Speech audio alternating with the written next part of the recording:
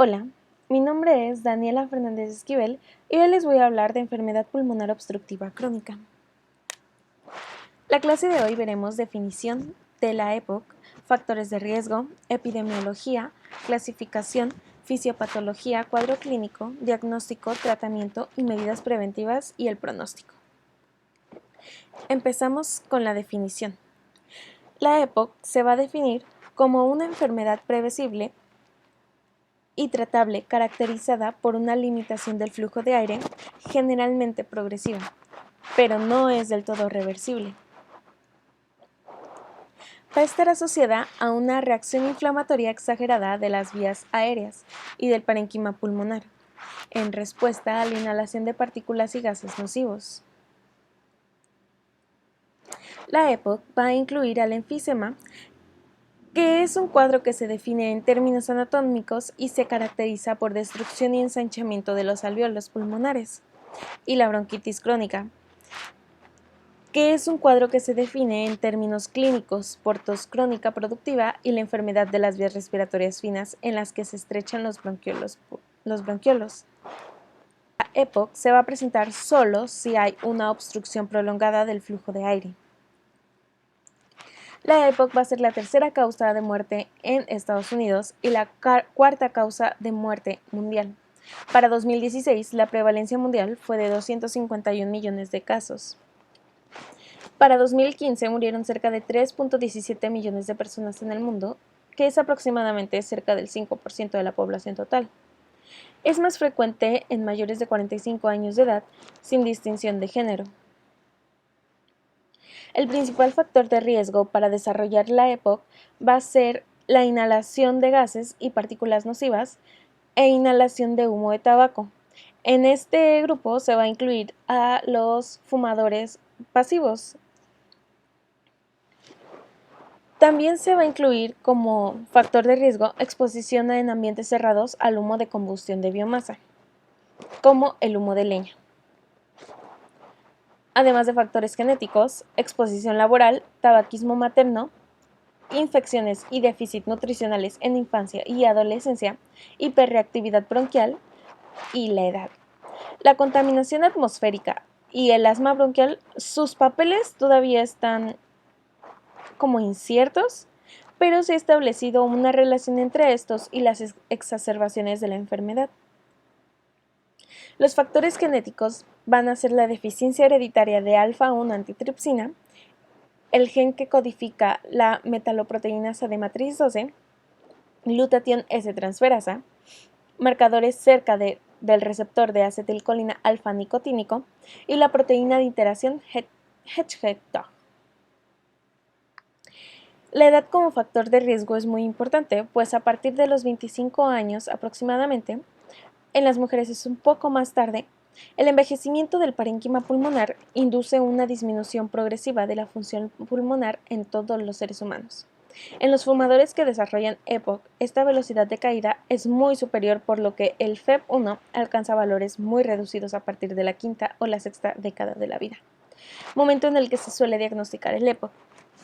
Bueno, en esta tabla podemos observar cómo se ve la progresión del FEV1 durante la vida.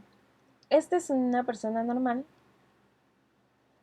y está aquí, que tiene un 71.5% aproximadamente a los 70 años. Y este es una persona con pulmones pequeños, principalmente por EPOC. Entonces vemos cómo baja de un 71.5 a un 6.1%. Vamos a empezar con enfisema. Ok, el enfisema se va a caracterizar por el aumento del tamaño irreversible de los espacios aéreos distales al bronquiolo terminal, acompañado, claro, de la destrucción de sus paredes sin fibrosis. Entonces, esta es una vista al microscopio de alvéolos normales. Se ven aquí todas sus paredes y se ven, pues, normales. Y esta va a ser la vista al microscopio de unos alvéolos con enfisema. Se va a ver, pues, la destrucción de las paredes. Está muy claro. Los factores que van a influir en el desarrollo de enfisema van a ser mediadores de la inflamación de leucocitos, desequilibrio de proteasa-antiproteasa y el estrés oxidativo, la apoptosis endotelial y la alteración de la reparación pulmonar. Los mediadores de la inflamación y leucocitos, pues se ha demostrado la elevación de mediadores en zonas afectadas como el leucotrieno B4, interleucina 8, factor de necrosis tumoral y otros, que se liberan desde las células epiteliales y macrófagos residentes y atraen a células proinflamatorias circulantes, amplificando el proceso inflamatorio e induciendo modificaciones estructurales. La proteasa antiproteasa van a ser liberadas de células inflamatorias y epiteliales, y estas van a degradar componentes del tejido conjuntivo. El estrés oxidativo, pues se ha demostrado que las sustancias que contiene el humo del cigarro, el daño alveolar y las células inflamatorias producen oxidantes que aumentan el daño tisular e inflamación. La apoptosis endotelial va a estar mediada por inactivación del receptor 2 o KDR del factor de crecimiento del endotelio vascular y las alteraciones del proceso de reparación pulmonar, pues a veces se sabe que el humo del tabaco va a inhibir la lisilooxidasa, que va a ser una enzima que cataliza los primeros pasos en la formación de elastina y colágeno y altera el proceso de reparación tras la lesión del tejido pulmonar. El posible papel de alteraciones en la capacidad de células madres que residen en el pulmón o que son reclutadas desde la médula ósea es todavía desconocido, pero es muy importante. El humo del cigarro. La exposición al humo del cigarro va a generar agresión en el epitelio pulmonar, que va a activar a los macrófagos y las células epiteliales, con lo cual se van a producir citocinas proinflamatorias como factor de necrosis tumoral alfa e interleucina 6 y 8, además de moléculas proteolíticas, que van a conducir al reclutamiento de neutrófilos, además a la liberación de radicales libres. Estos radicales libres van a ser los responsables de las manifestaciones sistémicas que van a generar inflamación sistémica, además de que el estrés oxidativo va a ser un factor importante para que se pueda manifestar la inflamación sistémica. Bueno, retomando esto, también se observa atracción de los linfocitos T CD8 en respuesta al humo del cigarro y a la liberación de proteínas inducibles por interferón 10, IP10 y CXCL7, lo que a su vez va a favorecer la producción de las metaloproteínasas de la matriz y las proteínasas de la serina, en especial la elastasa, producida por los neutrófilos, trabajan en conjunto para degradar al inhibidor de las otras, lo que provoca la destrucción pulmonar, generando espacios de aire sin tejido pulmonar. Los productos del desdoblamiento proteolítico de la elastina también actúan como quimiosinas de los macrófagos y promueven esta asa de retroalimentación positiva destructiva. Los mecanismos autoinmunitarios pueden estimular la progresión de la enfermedad. La alfa-1 antitripsina, que normalmente está en el suero, líquidos tisulares y macrófagos, es un inhibidor importante de las proteasas, en particular la elastasa, secretadas por los neutrófilos durante la inflamación. Bueno, pues vamos a tener que el humo del tabaco y los cambios inflamatorios pulmonares van a alterar la función endotelial. Esto va a provocar un aumento en el tono vascular y la proliferación celular en la pared arterial, además de que va a haber una acción de la hipoxia alveolar. Esta acción de la hipoxia alveolar va a dar a contracción de las arterias pulmonares y proliferación de células musculares lisas. Esto último va a favorecer el engrosamiento de la pared y reducción del calibre de las arterias pulmonares, generando la hipertensión pulmonar y con ello hipertrofia y dilatación del ventrículo derecho, más conocido como cor pulmonare. Bueno, este es otro resumen a grandes rasgos. El tabaquismo y contaminantes atmosféricos más la predisposición genética van a generar estrés oxidativo, un aumento de la apoptosis y senescencia. Además de que las células inflamatorias y los liberadores de mediadores inflamatorios y el desequilibrio de la proteasa antiproteasa, también provocado por la deficiencia congénita de alfa-1 antitripsina, todo esto va a provocar la destrucción alveolar. Esta es la clasificación del enfisema. Se va a clasificar en 4, de los cuales el centroacinar o centrolobulillar va a ser el más frecuente, en el cual va a haber afectación de la parte proximal o central de los acinos y los alvéolos distales van a estar conservados. Va a afectar mayormente a los lóbulos superiores del pulmón. El panacinar o panlobulillar, que va a afectar a los acinos aumentados de tamaño desde el bronquiolo respiratorio hasta los alvéolos terminales. Este va a afectar a los lóbulos inferiores, bordes anteriores y las bases. Además de que va a estar relacionado a una deficiencia de alfa-1 antitripsina. El paraseptal o acinar distal va a afectar la parte distal, mientras que la porción proximal va a ser normal. Va a afectar a las zonas adyacentes de fibrosis, cicatrización o atelectasia y la mitad superior del pulmón. Va a tener múltiples espacios aéreos continuos y aumentados de tamaño. Y la forma irregular, que va a tener afectación irregular del acino asociado a cicatrización y se va a ver como focos pequeños. Vamos a pasar a bronquitis crónica. Va a estar caracterizada en la clínica por la presencia de tos con expectoración y afección de las vías respiratorias.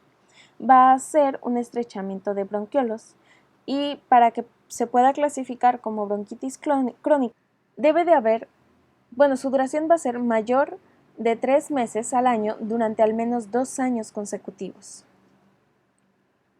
Esta es su fisiopatología. Vamos a empezar. El humo del tabaco o sustancias inhaladas nocivas o irritantes, como lo es el algodón, van a provocar una inflamación.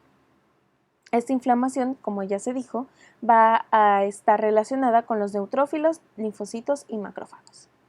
Esta inflamación va a provocar un daño celular. Este daño celular va a generar hiperplasia e hipertrofia de células caliciformes, lo que va a generar también una hiperreactividad. Además de que va a generar hipertrofia del músculo liso, limitación del barrido ciliar y un aumento en la producción de moco. Este aumento en la producción de moco también se puede dar por mediadores inflamatorios como histamina o interleucina 13. La inflamación de larga duración va a provocar una obstrucción crónica y esta obstrucción crónica se va a ver aumentada o favorecida por la fibrosis. El humo de tabaco también va a tener una interferencia en la acción ciliar, lo que va a provocar una disminución de la eliminación de moco, aumentando así el riesgo de infecciones, y este riesgo de infecciones se ha visto muy asociado a las exacerbaciones. Las manifestaciones clínicas, las principales son tos, producción de esputo y disnea de esfuerzo. Estas son súper características, además de que se puede agregar hipoxemia en reposo, signos de tabaquismo activo, pérdida de peso y cianosis.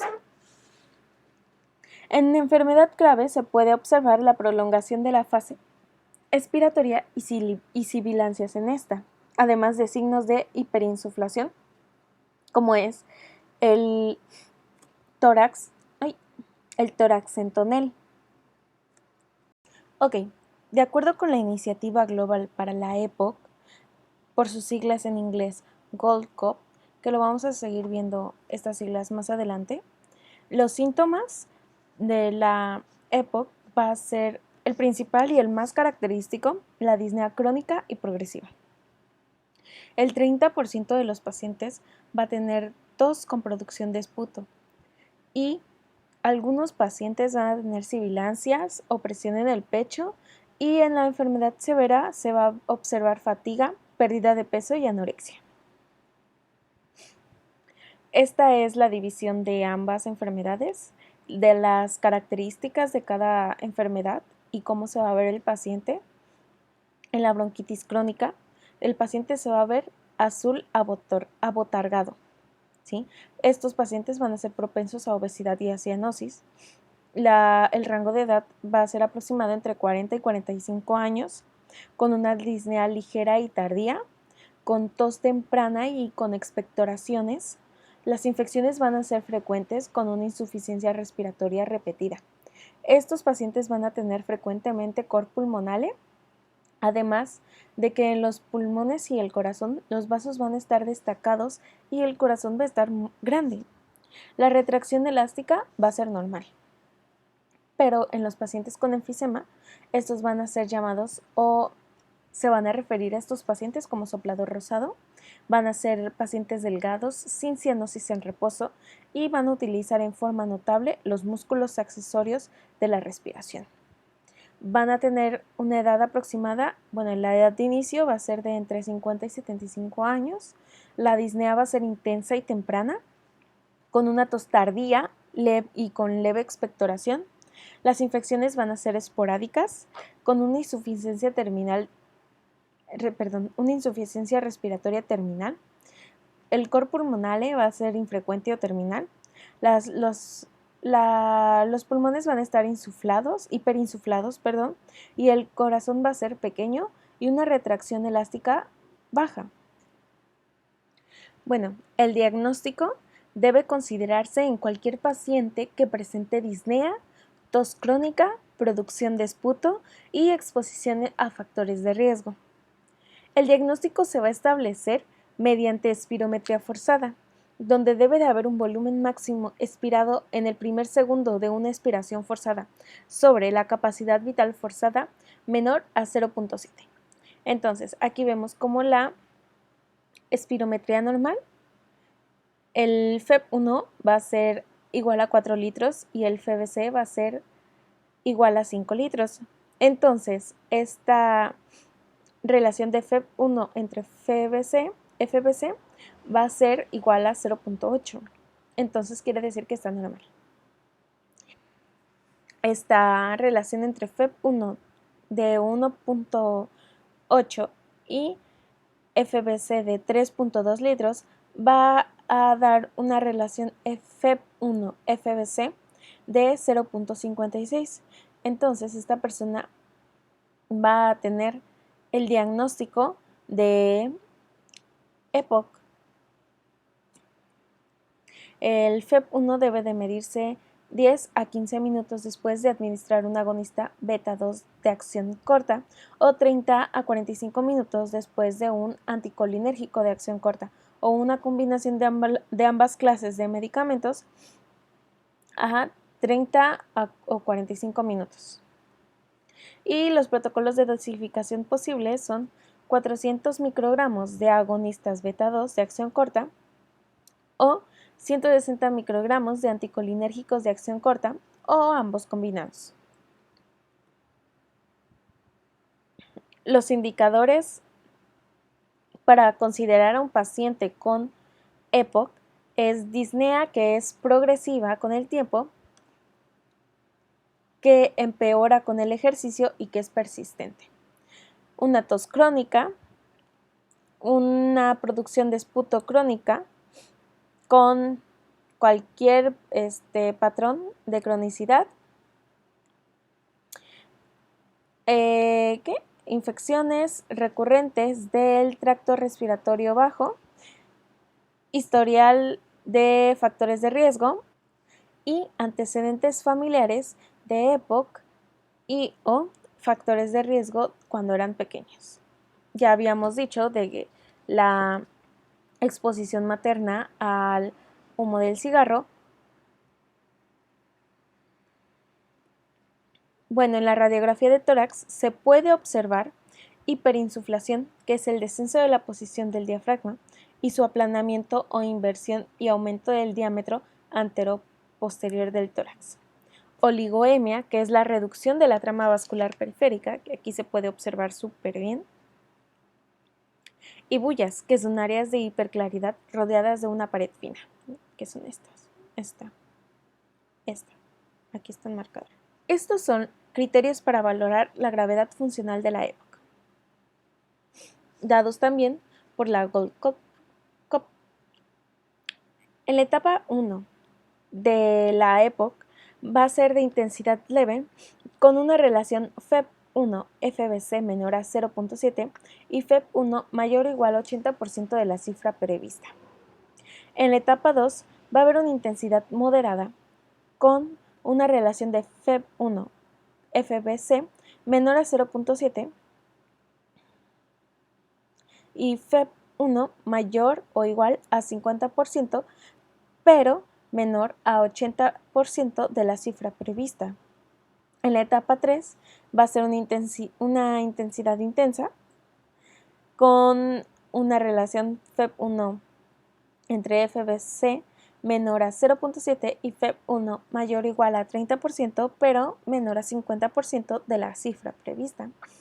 Y la etapa 4, que va a ser muy intensa, la relación FeB1 FBC va a ser igual menor a 0.7, pero con una FeB1 menor a 30% de la cifra prevista.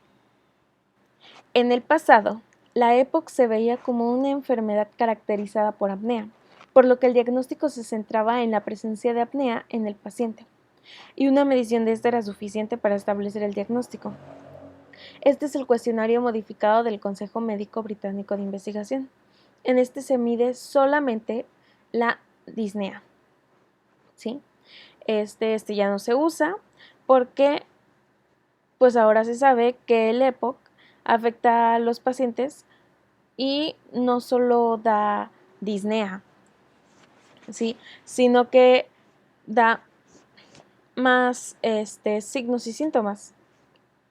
Entonces, la Iniciativa Global para la EPOC recomienda, entre otras pruebas, la prueba de evaluación de EPOC, o CAT por sus siglas en inglés. En esta, pues se evalúan diferentes signos y síntomas de la enfermedad, desde la tos hasta las alteraciones del sueño y las alteraciones de la energía del paciente, cómo se siente el paciente. Bueno, pues el diagnóstico diferencial se tiene que hacer con asma bronquial, bronquiectasias y bronquiolitis obliterante. Esta es una tabla en la que se pueden ver las diferencias entre la bronquitis crónica, las bronquiectasias, el asma, el enfisema y la enfermedad de vías respiratorias pequeñas o bronquiolitis. Recordemos que la bronquitis crónica y el enfisema son parte de la EPOC y también se puede incluir la bronquiolitis. Entonces podemos ver que el enfisema va a estar localizado en el acino, mientras que la bronquitis y la bronquiolitis en el bronquio. Las bronquiectasias y el asma también van a estar en el bronquio. En la bronquitis crónica va a haber una hiperplasia de glándulas mucosas con hipersecreción. En las bronquiectasias va a haber dilatación y cicatrización de vías respiratorias. En el asma va a haber una hiperplasia del músculo liso con exceso de moco e inflamación. En el enfisema, como ya se había comentado, va a haber un aumento del tamaño del espacio aéreo con una destrucción de la pared de los acinos. Y en la bronquiolitis, una cicatrización y obliteración inflamatoria. La etiología en el enfisema, en la bronquiolitis y en la bronquitis crónica, pues obvio va a ser la misma. Humo de tabaco y contaminantes atmosféricos o misceláneos. Y en las bronquiectasias va a ser una infección persistente o grave, y el asma va a tener causas inmunitarias o no van a estar definidas. Sus signos y síntomas: bronquitis crónica, bronquiectasias y enfermedad de vías respiratorias pequeñas van a tener tos. Bronquitis crónica va a tener producción de esputo, bronquiectasias va a ser esputo purulento y fiebre. En el asma va a haber sibilancia, además de tos y disnea, en episodios, bueno, en los episodios de asma, y en el enfisema va a haber solo disnea. El pronóstico va a estar definido por la limitación del flujo aéreo, el abandono del consumo de tabaco, las exacerbaciones y las comorbilidades que tenga el paciente. Un 60% de los pacientes con EPOC fallecen de la propia enfermedad y el otro 40% restante por la coexistencia de problemas cardiovasculares o cáncer pulmonar. Las exacerbaciones van a estar causadas por infecciones bronquiales, bacterianas o víricas, un 60%, por contaminación atmosférica, un tercio de las exacerbaciones van a ser sin causa, puede haber aparición o aumento de disnea, cambio en la expectoración y tos, y cianosis central, taquipnea y uso de músculos respiratorios accesorios. Las exacerbaciones son un empeoramiento de los síntomas respiratorios que tienen como resultado una terapia adicional. Se pueden clasificar como leves, moderadas o severas. Las leves van a ser tratadas con broncodilatadores de corta acción únicamente. Las moderadas con broncodilatadores de corta acción más un antibiótico y o corticosteroides orales. Y las severas, el paciente necesita hospitalización o visita la sala de urgencia asociada a insuficiencia respiratoria aguda. Normalmente, las exacerbaciones severas tienen muy mal pronóstico y alto riesgo de muerte. El diagnóstico diferencial de las exacerbaciones de EPOC se tiene que hacer con neumonía, neumotórax, derrame pleural, que es derrame pleural, embolismo pulmonar, edema pulmonar asociado a enfermedades cardíacas y arritmias cardíacas.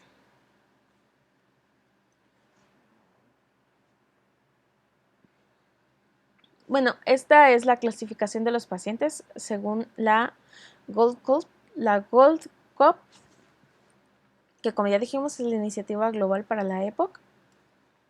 Los pacientes se van a clasificar en grupos dependiendo de las características del paciente, la clasificación de la espirometría, el número de exacerbaciones por año y la disnea, que era cuadro, que es la escala modificada de disnea.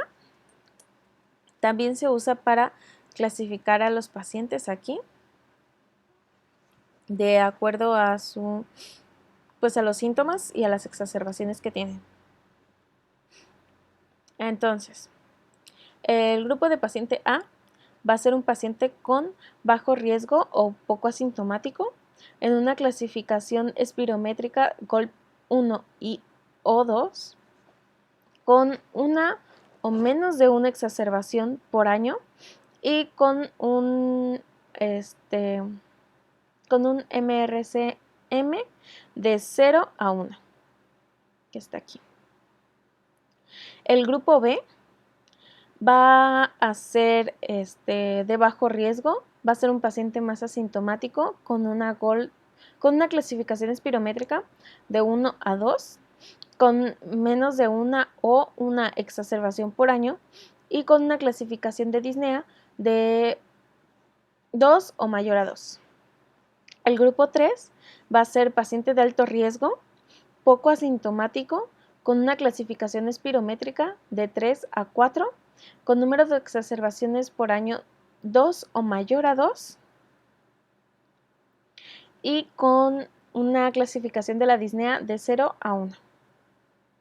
Y el grupo de pacientes D van a ser pacientes de alto riesgo con más síntomas, con una clasificación espirométrica de 3 a 4, con 2 o más exacerbaciones por año y clasificado en 2 o mayor a 2 en la clasificación de disnea.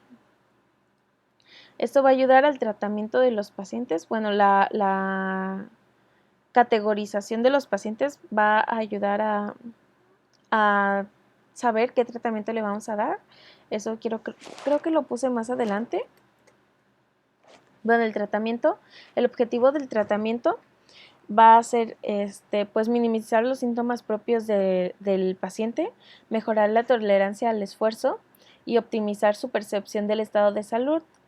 Y en cuanto al riesgo de eventos futuros, va a ser prevenir la progresión de la enfermedad, además de tratar las exacerbaciones y prevenirlas, y pues obvio reducir la mortalidad. El tratamiento farmacológico va a ser, se pueden dar muchos, como ven, esta tabla y la anterior, que es esta. Es un resumen de todos los tratamientos. Aquí vienen el tipo de inhalador que se puede usar y si se puede usar inhalador, claro. Si se puede usar nebulización. Si el tratamiento puede darse vía oral o por medio de inyecciones, que es vía parenteral, y su tiempo de duración. Entonces, los beta agonistas, su acción principal va a ser relajar el músculo liso de la vía aérea por la estimulación de los receptores adrenérgicos beta 2. Estos van a aumentar el AMP cíclico y van a producir antagonismo de la broncoconstricción. Hay de acción corta, que son los ABAs. Aquí van a incluir el fenoterol, el levalbuterol, el salbutamol y la terbatulina. Todos van a ser de 4 a 6 horas y su uso regular, el uso regular y según sea necesario de estos, van a mejorar el FEV1 y los síntomas del paciente. Y tenemos también los LABAs, que son los beta agonistas de acción prolongada. Su efecto dura 12 o más horas. En esta categoría tenemos al arformoterol, al formoterol, al indacaterol, o la holodaterol y el salmeterol. El formoterol y el salmeterol se van a administrar 2 veces al día y van a mejorar significativamente el FEV1 y los volúmenes pulmonares, así como el estado de salud, el número de exacerbaciones y hospitalizaciones. Estos no van a tener efecto en la mortalidad o la tasa de disminución de la función pulmonar. El indacaterol se va a administrar 1 vez al día y va a mejorar la disnea, el estado de salud y el número de exacerbaciones. Algunos pacientes con el indacaterol van a experimentar tos seguida de la inhalación de este fármaco. Y el holodaterol y el bilanterol se va a administrar 1 vez al día y va a mejorar la función pulmonar y los síntomas. Los efectos adversos, pues la estimulación de los receptores adrenérgicos beta 2 pueden producir taquicardia sinusal en reposo y pueden precipitar alteraciones del ritmo cardíaco. Puede haber hipocalemia, especialmente si se combina con tiazidas.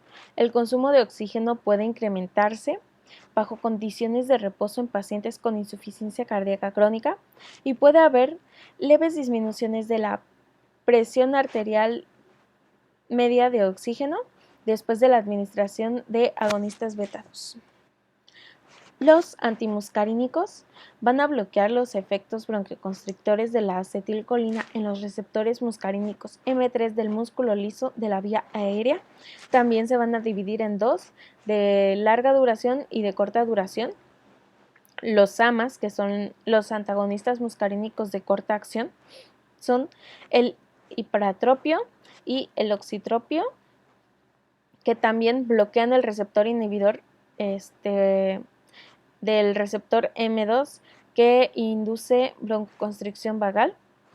Estos se dan, el bromuro de ipratropio se da cada 6 horas, de 6 a 8 horas, y el bromuro de oxitropium se va a dar de 7 a 9 horas. Y los LAMAs, que son antagonistas muscarínicos de acción prolongada. En esta categoría van a entrar tiotropio, aclidinio, el bromuro de pirroni y el umeclidino. Estos van a tener una acción prolongada a los receptores muscarínicos M3 con una disociación más rápida de los receptores muscarínicos M2, prolongando así la duración del efecto broncodilatador. Algunos se van a administrar una vez al día, como el tiotropio y umeclidinio, y otros 2 veces al día, como el aclidinio. Los LAMAs van a mejorar los síntomas y el estado de salud, además de que van a reducir las exacerbaciones y las hospitalizaciones de los pacientes. Pues los efectos adversos, pues se sabe que los anticolinérgicos inhalados son absorbidos pobremente, lo que limita los efectos sistémicos problemáticos de la atropina. El principal efecto secundario es la resequedad de la boca. Se han observado además algunos casos de síntomas urinarios, pero no hay datos que prueben su relación. Además, con el hipratropio, los pacientes han experimentado sabor amargo y metálico. Con el bromuro de hipratropio también hay un pequeño aumento de eventos cardiovasculares y el uso de soluciones con mascarilla puede precipitar el glaucoma agudo. Vamos con los otros grupos, que son las metilxantinas. Estas pueden actuar como inhibidores no selectivos de la fosfodiesterasa, pero también se ha informado que tienen un rango de acciones no broncodilatadoras. La teofilina es la metilxantina más usada. Es metabolizada por citocromo P450. Su eliminación disminuye con la edad. Muchas otras variables fisiológicas y fármacos modifican el metabolismo de la teofilina.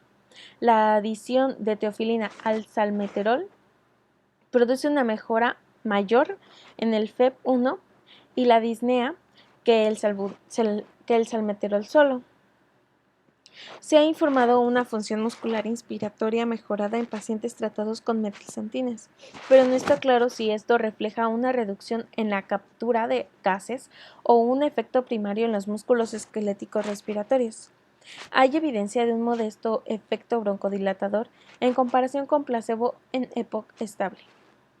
Los efectos adversos de las metilxantinas va a ser la toxicidad, que va a estar relacionada con la dosis, lo que es un problema con los derivados de xantinas porque su dosis terapéutica es baja y el beneficio ocurre solo cuando se administran dosis cercanas a las tóxicas. Son inhibidores no específicos, lo que explica los efectos tóxicos, además de que puede haber desarrollo de palpitaciones por arritmias auriculares y ventriculares, convulsiones tónico-clónicas, cefalea, insomnio, náuseas y acidez.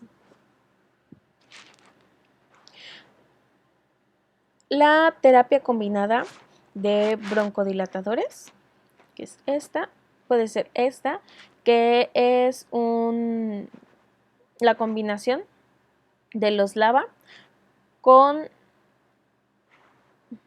algún corticosteroide, que ahorita vamos a hablar de los corticosteroides más adelante, o una triple combinación, que son los LABA con un LAMA y un corticosteroide, que los corticosteroides van a ser inhalados. Estas terapias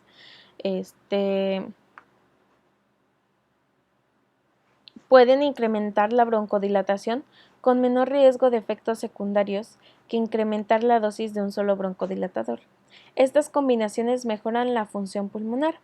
Las combinaciones de SAMA y SABA, que están aquí, SAMA y SABA, junto con un glucocorticoide inhalado,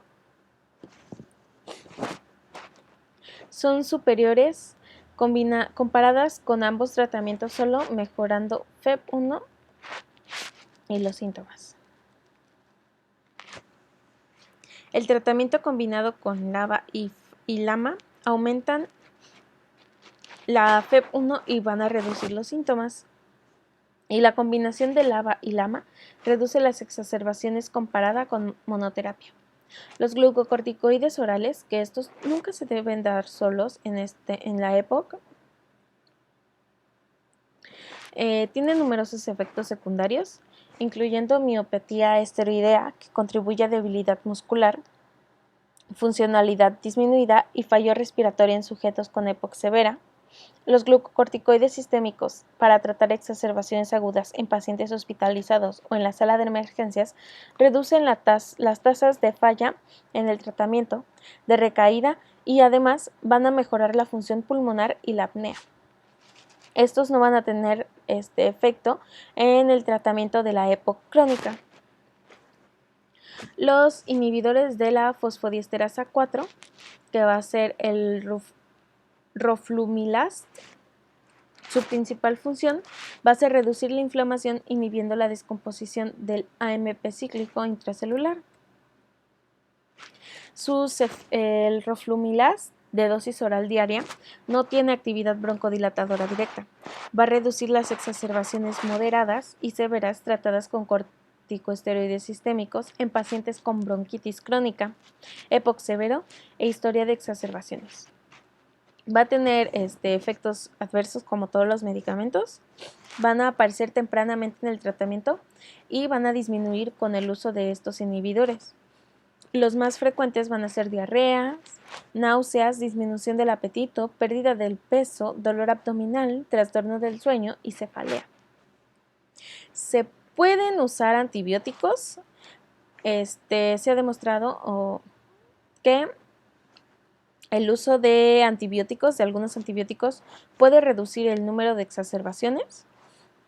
La citromicina a dosis de 250 miligramos día o 500 miligramos 3 veces por semana. Se ha demostrado que su uso está asociado con resistencia bacteriana, prolongación del QT y alteraciones auriculares. También se puede usar la eritromicina a dosis de 500 miligramos 2 veces por día. Por un año en pacientes propensos va a reducir el riesgo de exacerbaciones. Ok. Los agentes mucolíticos, que van a ser estos en erdosteína, carbocisteína y N-acetilcisteína. Se van a dar en pacientes que no reciben tratamientos con corticosteroides inhalados. Estos van a poder reducir las exacerbaciones y mejorar el estado de salud. Y otros tratamientos farmacológicos, que es la alfa-1 antitripsina, que es la terapia de aumento alfa-1 antitripsina. La indicación es en enfisema a pesar de que no haya criterios fijos para su confirmación o diagnóstico. Ha sido recomendada en pacientes con deficiencia de alfa-1 antitripsina y un FEV1 mayor de 65%. La contraindicación, por así decirlo, el problema que tiene esta va a ser que su costo es muy elevado. De los antitusivos no hay evidencia concluyente de su beneficio en pacientes con EPOC, y de los vasodilatadores no mejoran tampoco los resultados y pueden empeorar la oxigenación. Bueno, el tratamiento basado en la presencia de síntomas y riesgos va a ser va a estar también clasificado por grupos, como la tabla anterior que les había mostrado, que es esta, la clasificación Gold Cup. La vamos a usar para saber qué tratamiento le vamos a dar al paciente. A los pacientes de grupo A que tienen de 0 a 1 exacerbaciones recordemos, con un CAT menor a 10 y un MRC de 0 a 1. En el grupo A le vamos a dar un broncodilatador. En el grupo B, que va a tener también de 0 a 1 exacerbaciones con un MRC mayor o igual a 2 y un CAT mayor o igual a 10. Vamos a darle un broncodilatador de acción prolongada, que son los LABA o los LAMA. En el grupo C, que son dos o más exacerbaciones con un MRC de 0 a 1 y un CAT menor a 10, le vamos a dar un anticolinérgico de acción prolongada. Y en el grupo D se le puede dar al paciente un LAMA o un LAMA más un LABA, que se tienen que considerar los síntomas, o un glucocorticoide inhalado más un LABA. El tratamiento no farmacológico en los pacientes del grupo A, también seguimos con la tabla anterior, va a ser, en los pacientes grupo A, va a ser el cese del tabaquismo, que se puede incluir tratamiento farmacológico. Además se recomienda la actividad física y, dependiendo de las guías locales, se pueden dar las vacunas contra la influenza y vacunas contra neumococo. Y para los pacientes de los demás grupos, que son B, C y D, se tiene que cesar el tabaquismo, además de que se tiene que hacer rehabilitación pulmonar. Se puede, es recomendado hacer actividad física, e igual, dependiendo de las guías de cada país, se pueden aplicar vacunas contra la influenza o contra el neumococo. Entonces, a grandes rasgos, esto es lo que se tiene que hacer. Son tratamientos no farmacológicos.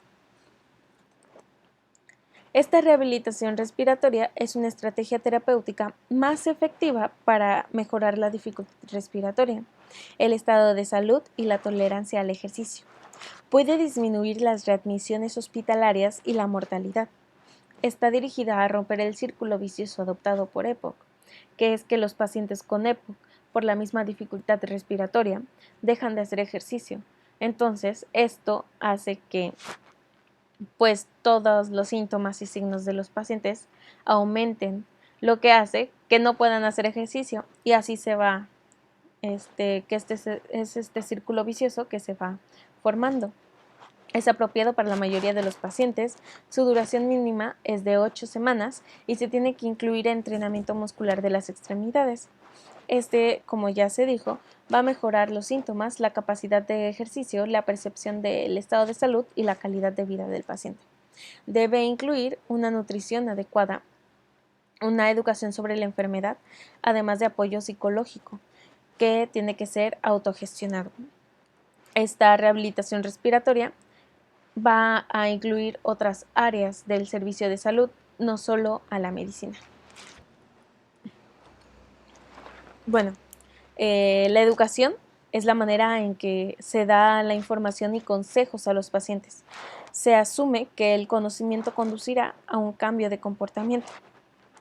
La información que se brinda a los pacientes será mejor aceptada si se usan las intervenciones de autocontrol o autogestión.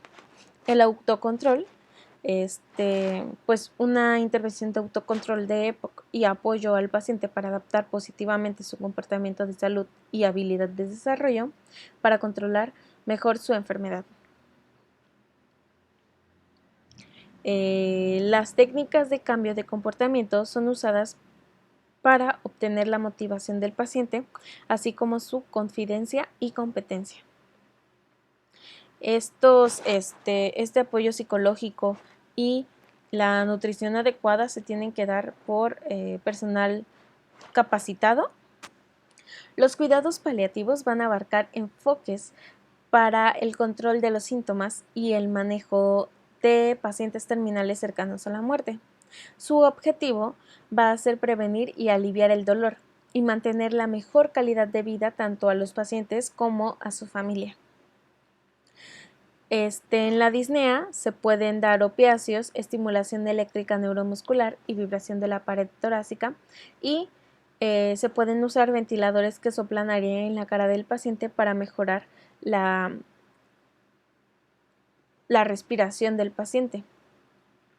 El soporte nutricional y las terapias cognitivo-conductuales, como se dijo, van a ser dadas por personal capacitado, por nutriólogos y psicólogos o psiquiatras. Y también se pueden tomar o recomendar intervenciones mente-cuerpo, por ejemplo, el yoga. La terapia con oxígeno se ha recomendado pues la administración por largos plazos de tiempo de oxígeno, más de 15 horas al día, en pacientes con fallo respiratorio crónico, aumenta la supervivencia de pacientes con hipoxemia severa en descanso. Además, en pacientes con EPOC estable y una moderada desaturación arterial descansada o por ejercicio, la prescripción de oxígeno a largo plazo no alarga el tiempo hasta la muerte o la primera hospitalización, ni proporciona beneficios sostenidos en estado de salud, función pulmonar y distancia caminata de 6 minutos. La oxigenación a nivel del mar no va a evitar el desarrollo de hipoxemia severa cuando se viaja en avión. El soporte ventilatorio. En las exacerbaciones, la ventilación con presión positiva no invasiva, que es BPPNI, es el estándar de cuidado para disminuir la morbilidad y mortalidad en pacientes hospitalizados con una exacerbación de EPOC y con fallo respiratorio agudo. En pacientes estables con EPOC y apnea obstructiva del sueño, hay un beneficio asociado al uso de presión continua en la vía aérea para mejorar la supervivencia y la admisión hospitalaria.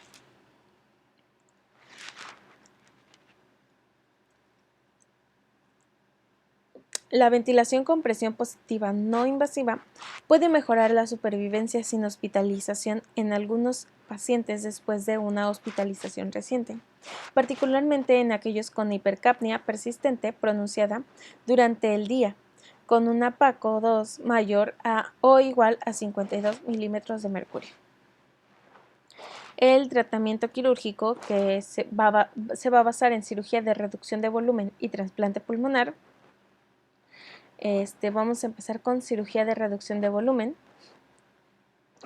Va a ser la resección de las áreas pulmonares con mayor grado de destrucción parenquimatosa o enfisema.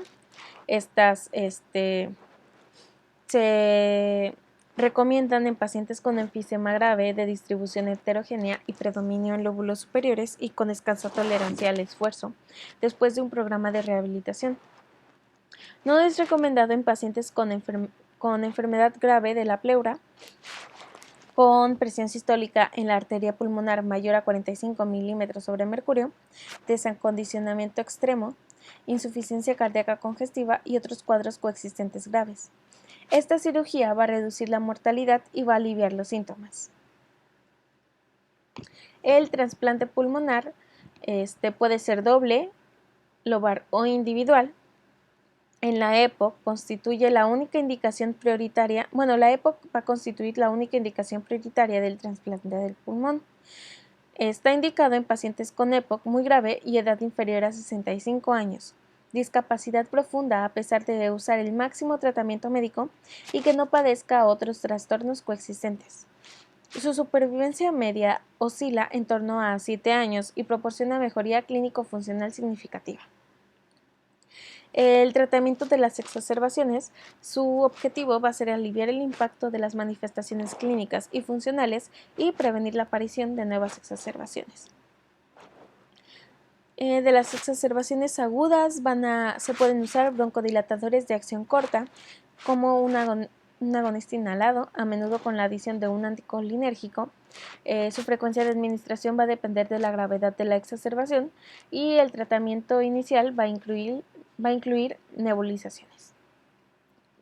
¿Se pueden usar antibióticos? Pues ya habíamos dicho que las infecciones van a ser un factor de riesgo para presentar exacerbaciones. Normalmente va a depender del agente causal. Los más comunes son Streptococcus pneumoniae, Haemophilus influenzae y Moraxella catarrhalis.